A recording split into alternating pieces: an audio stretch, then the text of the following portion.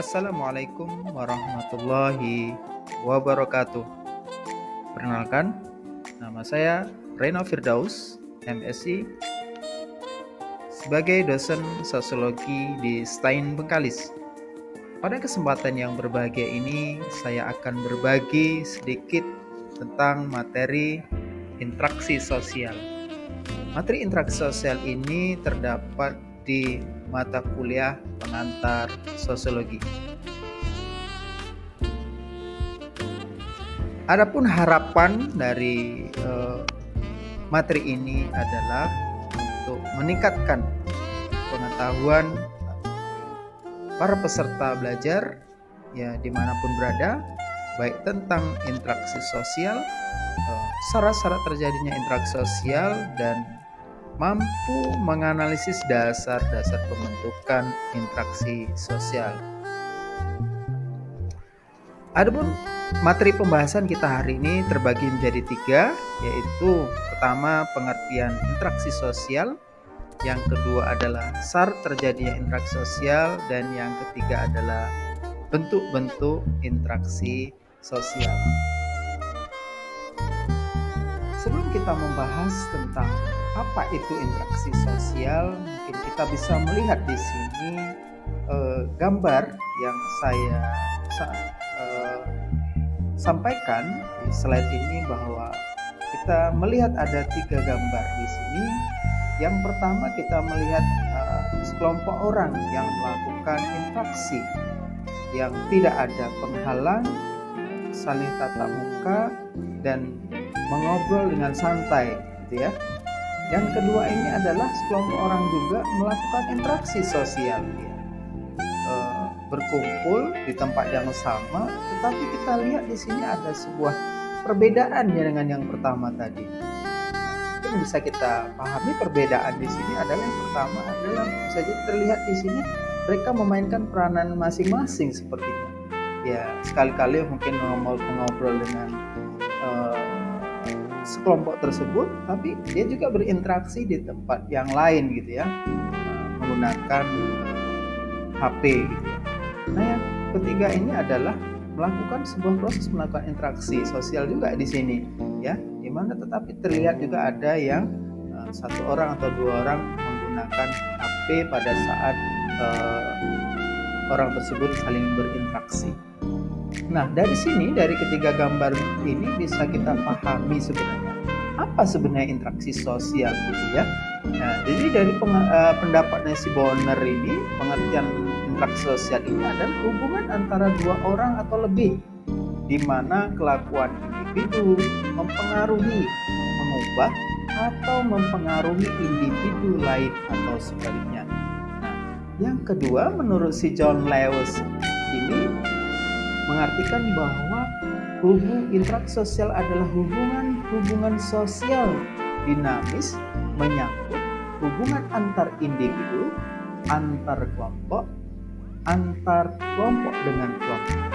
Jadi bisa dimaknai di sini, ya, interaksi itu tidak hanya terjadi antara satu orang saja, tetapi bisa antara satu orang dengan kelompok atau kelompok dengan kelompok. Ini yang dimaknai interaksi sosial menurut si Bonner dan John Lewis ini. Nah, selanjutnya apa sebenarnya syarat-syarat terjadinya interaksi sosial, gitu ya. Kalau kita lihat di sini, kita bisa melihat gambar juga, ya. Syarat terjadi interaksi sosial itu ada 2. Yang pertama adalah kita lihat di sini adalah adanya kontak sosial, dan yang kedua adalah komunikasi, ya. Yang pertama, kenapa perlu adanya kontak sosial dengan interaksi sosial itu, ya. Kontak sosial ini dimaknai bahwa adanya hubungan antara satu pihak dengan pihak lain yang merupakan awal terjadinya interaksi, dan masing-masing pihak saling berinteraksi antara satu dengan yang lain meski tidak harus bersentuhan secara fisik, ya. Jadi tidak mesti ada persentuhan secara fisik, tetapi ketika sudah bertemu, ya, bisa melakukan sebuah interaksi di situ, ya.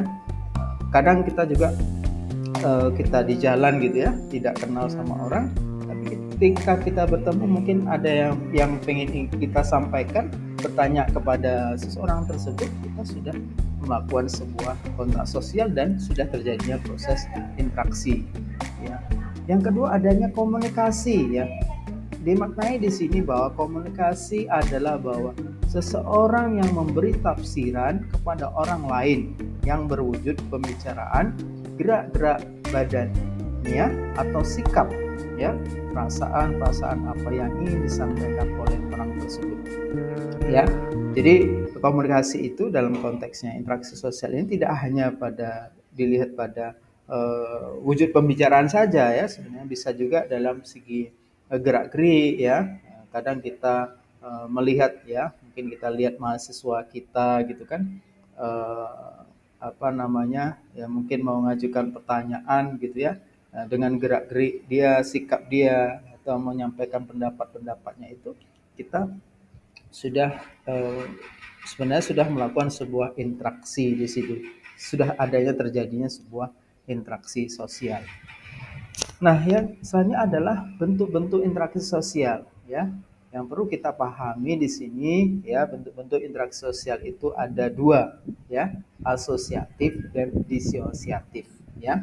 Apa itu asosiatif, gitu ya? Interaksi sosial yang sifatnya positif, mengarah pada kesatuan dan kerjasama. Bentuk interaksi ini dapat berupa kerjasama akomodasi, asimilasi, dan akulturasi. Nah, di sini kita lihat gambar di sini, ya. Jadi bentuk interaksi ini menimbulkan hal yang positif gitu, ya.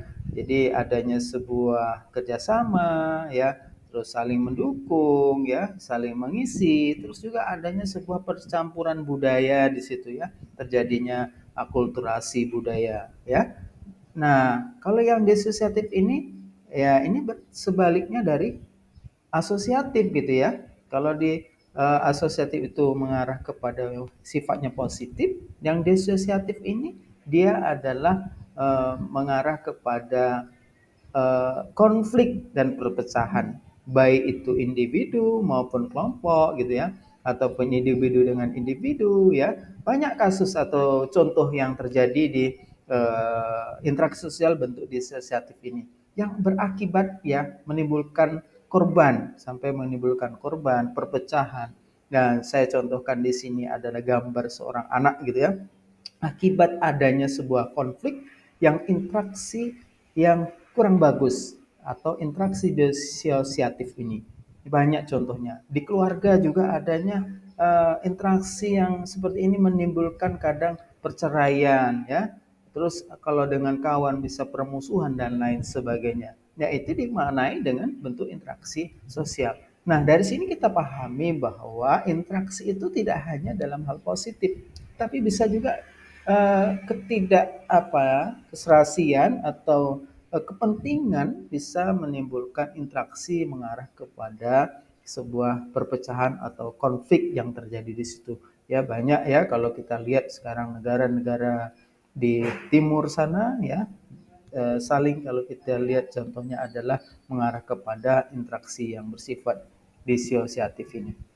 Nah, inilah, ya, pembahasan kita hari ini ada 3 tadi, ya, mungkin bisa kita sudah pahami bersama. Yang pertama tadi adalah apa itu sebenarnya interaksi sosial dan bagaimana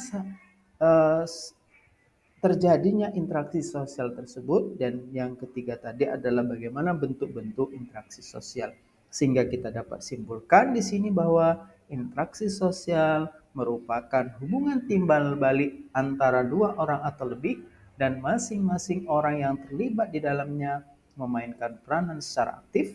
Dan yang kedua adalah interaksi sosial terjadi jika ada kontak sosial dan komunikasi. Dan yang ketiga adalah bentuk interaksi sosial terdiri dari asosiatif dan disosiatif. Mungkin ini saja yang bisa saya sampaikan pada video kali ini, ya. Semoga bermanfaat, ya.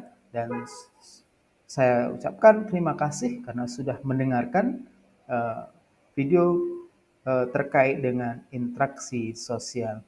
Sekian dari saya sudahi. Assalamualaikum warahmatullahi wabarakatuh.